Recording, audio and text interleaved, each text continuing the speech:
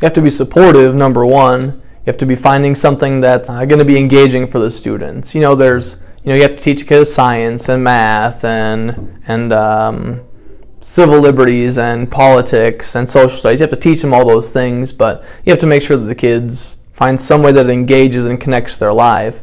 You have to be fair, when you're talking about like classroom policies. What do you do with late work? What do you do if a kid doesn't do this, misses this day of school? Well, you can't just let it go. You have to be tough enough on a kid to make sure they still learn what they're supposed to be learning, but you can't be overly punitive either. You have to find that good balance of love and fairness. I think teachers need to be flexible because things don't always go as you've planned, and you have to be able to adjust to meet the needs of your students, build a relationship with their students. So you need to get to know them and figure out kind of who they are as a person. You have to enjoy what you do. I think you have to like kids. You have to be able to come in and really enjoy being with them. It's so much easier to be a better teacher when you truly care about your kids, when you really know them. I am lucky in that I teach kids 3 years in a row. I've got 6th, 7th, and 8th for math. So the kids I have for 8th grade now, it's the third time they've been through with me, and I know them, and I know their tics, and I know some of the hard stuff they're dealing with at home. Knowing anybody makes it easier to love them and care about them and do whatever you got to do to get them through. So I think caring about them is huge, and like I said, that's easier to do in a place like this. I think flexibility is one of the biggest traits that a teacher has to have. Flexibility in the sense that how you are that day, how your students are in that day, what's happening in the world that day. And so in order to be a good teacher, you have to be able to be flexible and in the moment. I also believe that patience, it's a virtue for sure, but patience is one of those things that doesn't come naturally to a lot of people, and to myself as well. And so you kind of have to stop and remind yourself that, I'm not perfect, they're not perfect, and so together, if we truly try patience, it's amazing what happens. Teacher has to be encouraging, teacher has to be loving and fair, teacher has to be a good Christian role model. If they're not seeing it with their teachers, who are they going to see it with? Right. They spend 7-8 hours a day with teachers. They need to see that Christ-like role model in their teachers all the time.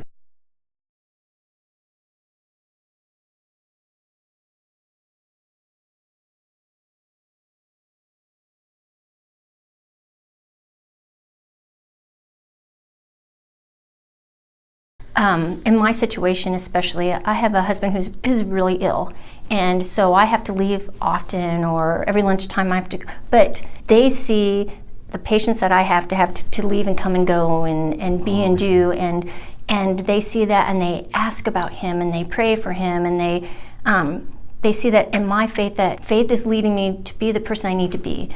We spend a lot of time every day just with actually teaching formal religion, so we always bring in God that way. But if something comes up in the classroom where maybe two students are having a problem, we talk a lot about, well, is that how Jesus wants us to treat other people? We try and bring in the story of the Good Samaritan and tie that in so that, Jesus wants us to treat other people in the best way possible. And so are we, again, kind of using that power to choose? Are we making the right choice? Are we choosing to do the right thing for him? But with science or social studies, we always try to, if we can incorporate some tie into the community, either their parish community or the Council Bluffs community as a whole, and try and talk about, okay, this is what our parish does, and this is what our school does, to connect that to their lives outside of school. We try and make those connections. In my first years of teaching, was really influenced by people around me that were more of, they walk the walk. Like, you look how they interact with people, your people who are serving you in the cafeteria, or picking up your trash after you get done eating at a parish dinner or something. Not necessarily prominent people at an event, but just treat them well, or how you tip your waitress. Like, those things really spoke to me. So for me, it's more of how I treat people, how I talk to people, how everyone is invited to share their thoughts. Just a welcoming atmosphere in that way. That's really more my way of doing it through action than preaching. I think making those religious connections, having, in a classroom, if you're not looking at any specific science classroom, you look in a general classroom, classroom rules, making sure that there's both love and fairness. You're showing love, but also admonishing the sinner, Kid forgets his assignment in his locker. Well, do you hammer him every day with demerits and punishments, or once in a while do you show some forgiveness, or eventually if it happens multiple times, you try to make a plan and show them love and fairness in it. So just regular classroom rules kind of things, kids talking out of turn, you can't just let it go every time because then your classroom will be in chaos, but trying to find a way to lovingly balance those two things. Starting class with prayer every day is a huge thing. Doing things like saying a prayer for Catholic Schools Week, talking about praying for our students and our teachers and our staff, things like that. So yeah, in each curriculum, of course, there's lots of religious connections, whether it's history or science or whatever, but also just regular classroom rules and being a teacher role model, being that Christ figure in the classroom, and trying to have kids not just see that, but trying to live that every day.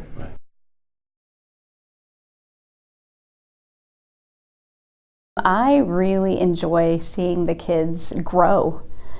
Since I teach first grade, they grow so much during the school year. Seeing that light bulb come on when they figure out, I can read this, and I know I understand math, and just being able to see their excitement and their enthusiasm and seeing them grow so much in first grade. I also get a unique perspective on their experiences with learning how to be a good friend and how to treat others too, and we talk a lot about the power to choose, so making the right choice. Mm-hmm. And so then seeing them put that into practice and watching them make the right choice and choose the right thing. Once again, I think it's just the kids. When you have them multiple years, it just becomes more fun. Mm-hmm. You already know them, and like I said, you get a deeper relationship with them. Yeah, it's the big perk of being here.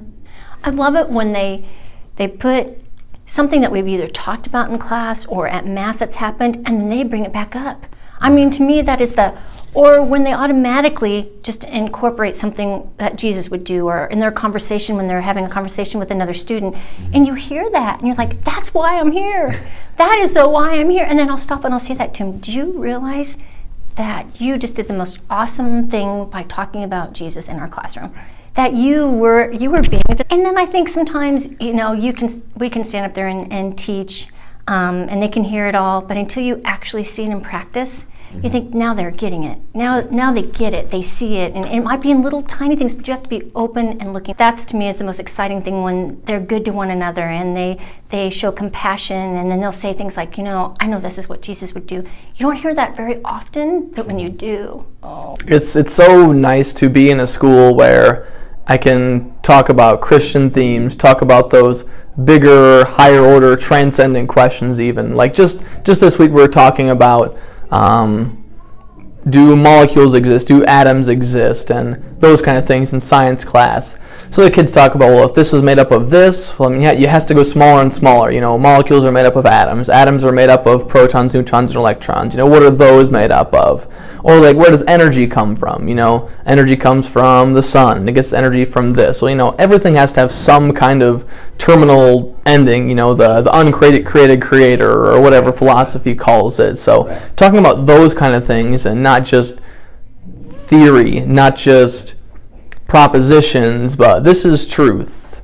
Really talking about the essence of truth, and talking about some of the modern socialists, especially abortion. Talking about in the science class, what is a baby in the womb? When does the heartbeat start? When does it become a person? When does it have rights? All those things. Here at the Catholic school, I'm not stopped by separation of church and state. I'm not stopped by separation of church and state. I can give kids the truth, the Christian truth, the real truth in a classroom. So those kind of things are just a really special thing in a Catholic school that separates me knowing that I can wake up and not hide who I am. I'm a Christian, I'm a Catholic, and I don't have to hide any part of that. I can give kids the truth, not somebody's truth, not an opinion, but I can give kids the truth every day. And that's really fulfilling. Another thing probably the thing that's most fulfilling about this school is seeing the kids develop on community service days, seeing them interact and cleaning up the park and playing board games with people at a retirement home, having kids go on a faith retreat and see how they change and grow closer to Christ is really, that's what really keeps me coming back to this school, is the Kairos retreats, the community service days, those chances for kids to really develop in their faith.